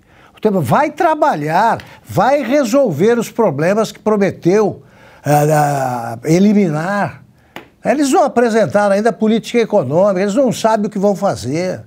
Sabe, é um negócio de você vai decidindo à medida que o carro avança, consertando um avião fortemente avariado em pleno voo. O que eles estão esperando? Só fazem bobagem, vai se queixar do golpe. Ele nomeou ministros que votaram a favor do impeachment. Ele não sabe? Ele não sabe disso? Ele não sabe. O vice-presidente votou, apoiou o impeachment. Está com gracinha agora, vítima do golpe e tal. Por que não nomeou a Dilma, né, que está aí procurando emprego e a gente ajudando com a nossa enquete, em vez de ficar com essa choradeira falsa? Falsa. Aliás, no dia nós vimos o Lula, vamos mostrar, Paula, amanhã, a cara dele, catatônica, a expressão catatônica do Lula, no dia que a Dilma foi afastada. Lembra que ele andava ali como um zumbi? Então ele nem lembra o que aconteceu naquele dia. Tá? Não sei porquê, mas não estava bem. Então é o seguinte, começa a governar, para de culpar os outros, porque o povo que o PT insiste em tratar com um bando de idiotas, tem muita gente que precisa de informação, mas não é um bando de idiotas. E são milhões os que sabem, os que entendem no mesmo momento que chega de presidente que mente tanto. Ana, só para acrescentar aí uma informação, o deputado Sanderson fala que a previsão constitucional, artigo 85 da Constituição Federal, diz o seguinte: são crimes de responsabilidade os atos do presidente da República que atentem contra a Constituição Federal, especialmente contra, inciso 2, o livre exercício do poder legislativo, do poder judiciário, do Ministério Público e dos poderes constitucionais das unidades da Federação. Bom, já conhecemos o meu cartaz aqui de quase todos os dias, né? Vou colocar mais um então, ó. Pronto. Aqui também vai ser assim, né? E não tem... É isso, a gente vai continuar cobrando do mesmo jeito como eles... Porém, nós vamos cobrar comparando o que eles não fazem. Porque eles inventam números, eles inventam eventos, e o tom que o ex-presidente Michel Temer deu ali no tweet dele é muito pertinente, porque ele chama o Lula a descer do palanque. Vem cá, você vai ficar no palanque aí quanto tempo? Vai ficar requentando historinha e narrativa quanto tempo? Golpe para cá, Bolsonaro... milhões de famintos do Bolsonaro. O Bolsonaro vai continuar vivendo no imaginário dessa gente durante muito tempo, como foi aqui nos Estados Unidos, durante quase 2 anos, já na administração de Joe Biden. Tudo que nós ouvíamos no Congresso, na imprensa, era Donald Trump para cá, porque Donald Trump fez isso, Donald Trump fez aquilo. Então, é muito pertinente esse approach do Michel Temer, porque ele fala, desça do palanque, chega, né? E curioso é que agora eles sempre questionaram, né, a lisura de eleições, eles questionaram a lisura da eleição de 2018, falaram que o impeachment foi golpe, que existiam perguntas na eleição de 2018, exatamente como aqui nos Estados Unidos. Em 2020, uma eleição aqui cheia de perguntas, o Donald Trump ficou durante muito tempo questionando a lisura, o processo eleitoral americano. E os democratas apontando o dedo para Donald Trump, chamando de quê? De antidemocrático, porque ele estava questionando as urnas americanas. Só que se você pegar vídeos de 2016, quando Donald Trump foi eleito, o que os democratas mais fizeram foi exatamente questionar as urnas, questionar a lisura, questionar o resultado. Ou seja, é o que o Augusto disse, nós estamos numa democracia. Bom, achamos, né, pelo menos, ou estamos tentando que ela sobreviva. E vai ter questionamento, sim, né? O 8 de janeiro, nesse ponto, ele foi um presente para essa administração petista que já começou o 1º de janeiro tropeçando, brigas e confusões, né, e 37 ministérios, e um batendo boca com o outro, desmentindo, não é assim, não é isso, não é aquilo. E aí veio o 8 de janeiro, alimentou essa narrativa de que agora temos que proteger o Brasil, mas bastou que nós, todos aqueles que condenam vandalismo, os criminosos que agiram no 8 de janeiro, bastou com que todas essas pessoas empurrassem à vontade e cobrassem a CPI do 8 de janeiro, agora tá meio deixa o 8 de janeiro para lá. Por quê?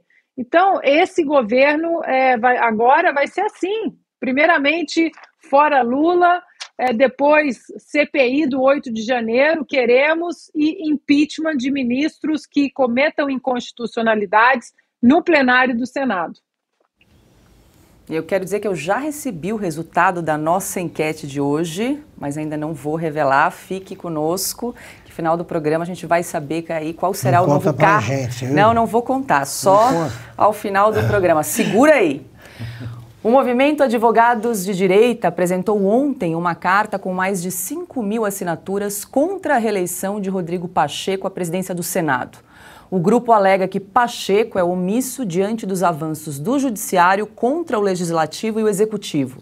Essa postura teria resultado em, abre aspas, um mal que julgamos quase irreversível, posto que permitiu que aqueles que deveriam guardar o cumprimento de nossa Carta Magna a vilipendiassem dioturnamente, fecha aspas. O grupo pede ainda que a votação para a presidência do Senado, que vai ocorrer no próximo dia 1º de fevereiro, ocorra por meio de voto nominal aberto. Silvio, a pergunta de $1 milhão, como é que anda esse placar no Senado? Lembrando que temos aí 3 candidatos à presidência do Senado, Rodrigo Pacheco à reeleição, Rogério Marinho do PL do Rio Grande do Norte e também Eduardo Girão, que esteve aqui conosco, ele que é do Podemos do Ceará.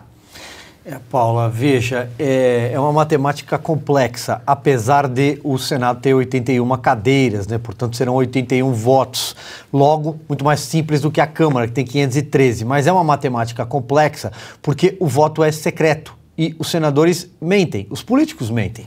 Né? Todo mundo sabe disso. Então, aparentemente, o Rodrigo Pacheco teria aí em torno de 35 votos já consolidados contra uns 24, 25 votos que senadores que admitem votar em Rogério Marinho ou Eduardo Girão. Os demais não falam em quem vão votar. Portanto, é uma matemática complexa, mas a gente sabe, e hoje o PL formou uma chapa com os republicanos e com o PP, né, Partido Progressista, progressistas, que tem aí como uma das novas caras a ex-ministra da Agricultura, Tereza Cristina, muito bem avaliada na sua passagem pelo Ministério, muito bem avaliada pelo setor do agronegócio, deve ser uma das grandes figuras nessa nova legislatura. Então, é possível que o Pacheco hoje tenha uma dianteira, mas há muito tempo não se via um movimento na sociedade, a sociedade interessada numa eleição para o Senado, que tem muita coisa em jogo. Por exemplo, colocar em votação pedidos de impeachment contra ministros do Supremo, o que poderia devolver à praça dos 3 poderes, restabelecer o modelo natural de freios, né, de pesos e contrapesos.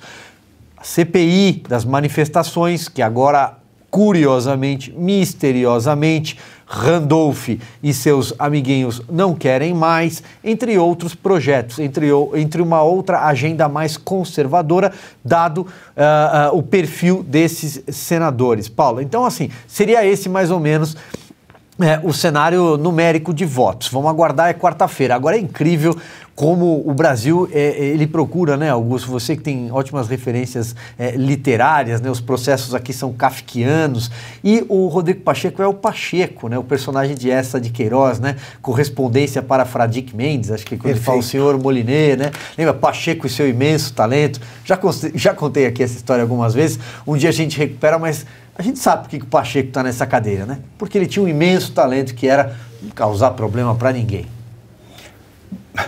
Nós precisamos contar essa história do Pacheco, sim. Vale a pena e vamos falar antes da eleição. Olha só, toda vez que um candidato tem medo de voto aberto, a situação não é segura.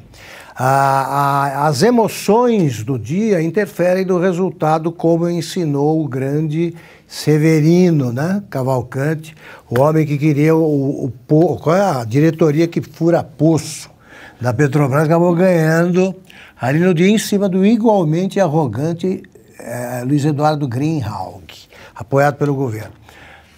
Quem pede o voto aberto é porque sabe que ali, naquele universo, muita gente pode até querer votar no Rodrigo Pacheco, mas tem vergonha de que saibam disso.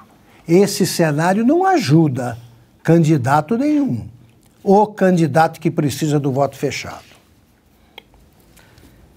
E o ministro da Justiça e da Segurança Pública, Flávio Dino, determinou a transferência de Marco Williams Camacho Marcola para a Penitenciária Federal de Brasília. Marcola é um dos principais líderes do PCC.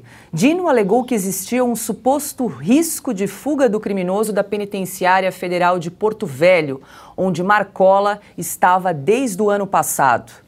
E aí, Ana, quero te ouvir em relação a essa transferência do Marcola agora para a Penitenciária de Brasília. Estamos sem o áudio da Ana. Sem áudio. Não? Silvio, Enquanto a gente agiliza aqui o áudio da Ana. Veja, mais uma possibilidade, mais uma tentativa, aparentemente, de fuga, né? Um plano audacioso.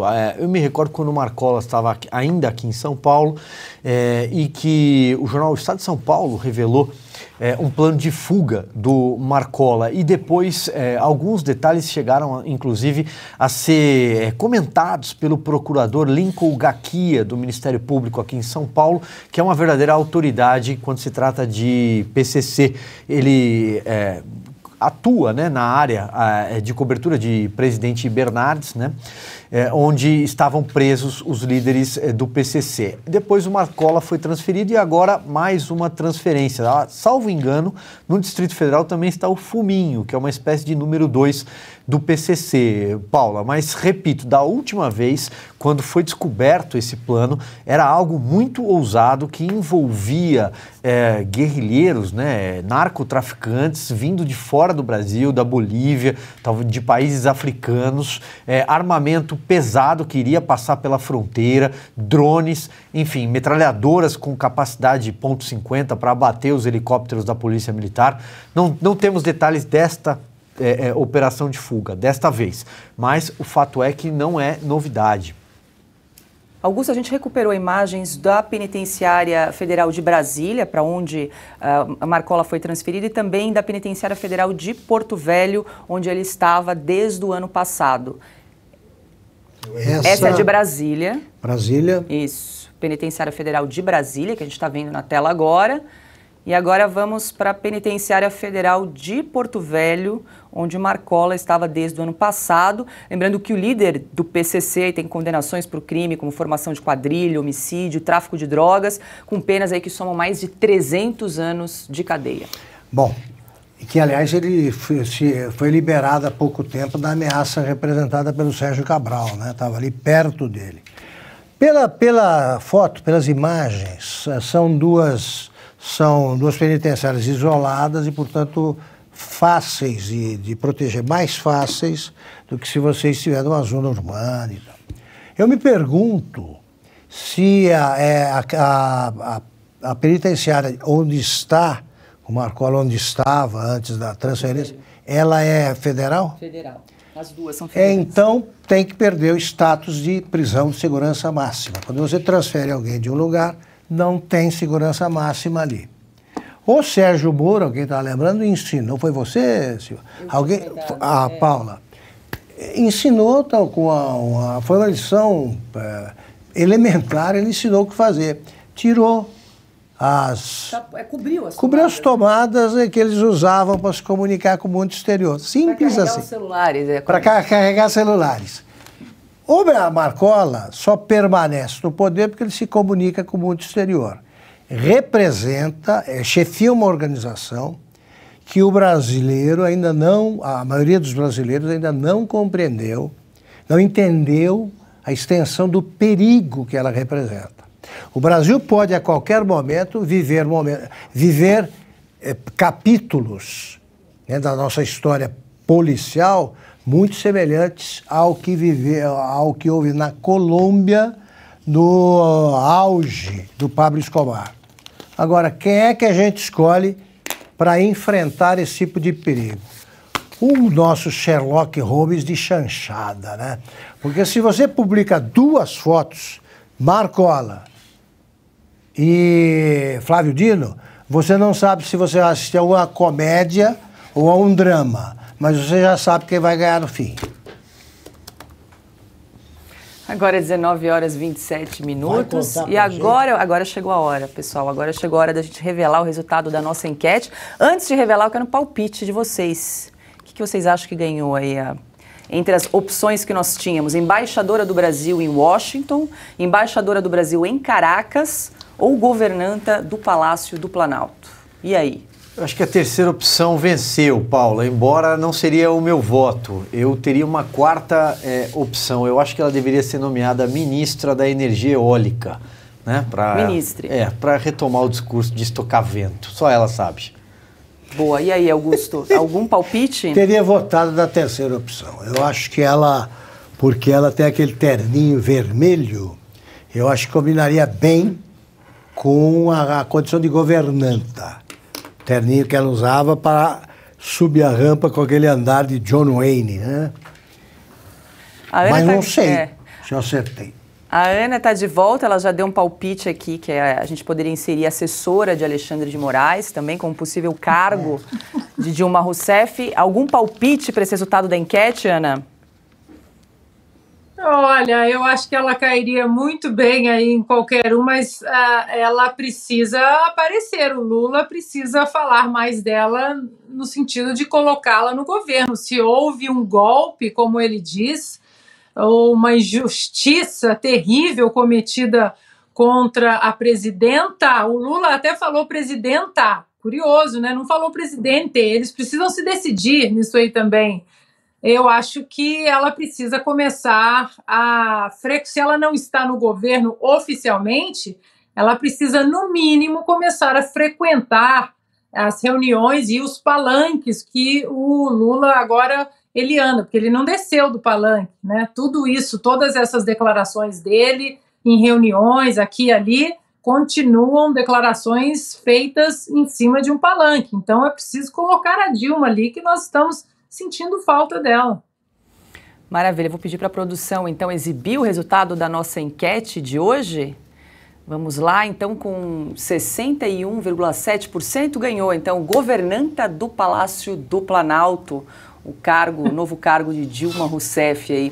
Em segundo lugar, embaixadora do Brasil em Caracas, na Venezuela, com 36,7%, e somente aí 1,6% votou, então, na embaixadora do Brasil em Washington, nos Estados Unidos, Ana. Essa opção aí foi a menos votada. Mas governanta pode? Governante? Eu não sei como é que fica aí, governante? Governante, ou então governantes com um X no final. Governantes, difícil, né? Vamos aguardar aí as cenas dos próximos capítulos. Muito obrigada. Pode ser preceptora da Janja, né? A Janja ainda é um pouco inexperiente, aí vai aprender pode fazer mais uma primeira dama do Brasil, não é brincadeira. Uma nova rodada aí de cargos para ajudar o Lula, quem sabe ele se inspire aí. Pronto. Termina aqui mais uma edição do Oeste Sem Filtro. Muito obrigada pela sua companhia, muito obrigada a você que participou da nossa enquete do dia. Ana Paula Henkel, muito obrigada, uma boa noite. Boa noite, Paula, querida. Mais uma condução maravilhosa do nosso programa. Mestre Augusto Nunes, um beijo, querido craque Silvio Navarro, o nosso querido Fiuza, um beijo, nossa audiência maravilhosa, boa noite, até amanhã. Eu só acho que qualquer posto da Dilma, ela precisa de um microfone na mão. Por enquanto você se livrou dela aí no cargo de embaixadora de Washington, te pouparam dessa, pelo menos por enquanto. Boa noite, Silvio Navarro, já aproveite e faça o convite para o pessoal aí, Estúdio Oeste está chegando logo mais 8h30 da noite. Boa noite, Paula Leal.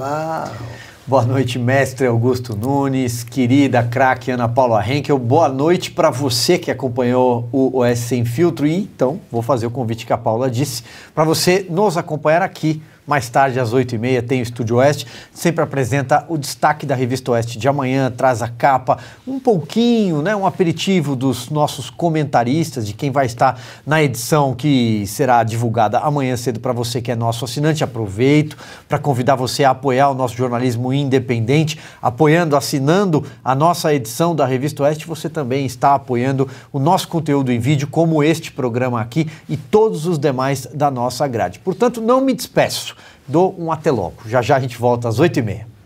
Boa noite, Augusto Nunes. Boa noite, Paula, nossa chefe. Boa noite, meu irmão Silvio. Daqui a pouco estaremos juntos, eu à distância ainda. Boa noite, minha querida parceira Ana. Boa noite ao Guilherme Fiuza. E boa noite a você que nos acompanhou até agora. E lembre-se de fazer a inscrição no nosso canal do Rumble, deixar o seu comentário, o seu like e logo mais, reforçando 8h30 da noite, aqui na plataforma Rumble, acompanhe Estúdio Oeste com Silvio Navarro. Uma boa noite e até amanhã.